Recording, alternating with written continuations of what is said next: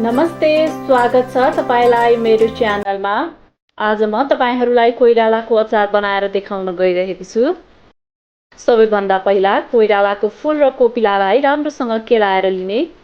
अब यसलाई एउटा कराईमा पानी हाल्ने र 5 देखि 8 मिनेट जति छोपेर उसिन्ने। यो पाक्यो कि पाकेन भनेर चाहिँ यसलाई थिचेर हेर्न सकिन्छ।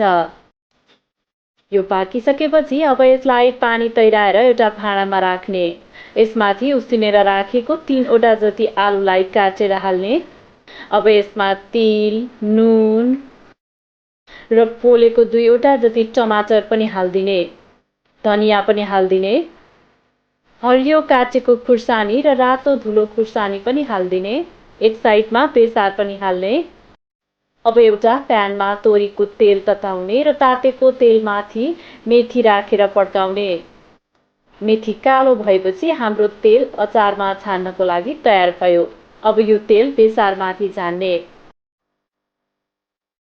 अब यसमा 1 वटा जति कागती निचोरेर हाल्ने। अब यो सबैलाई राम्रोसँग सफा हातले मोल्ने।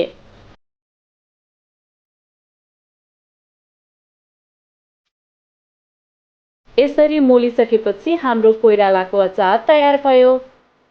यसलाई चाहिँ खाना, रोटी, चिउरा जेसँग पनि खाँदा एकदमै मिठो हुन्छ। तपाईहरु पनि घरमै बसेर यसै गरी मिठो कोइरालाको अचार बनाएर खानुहोला है।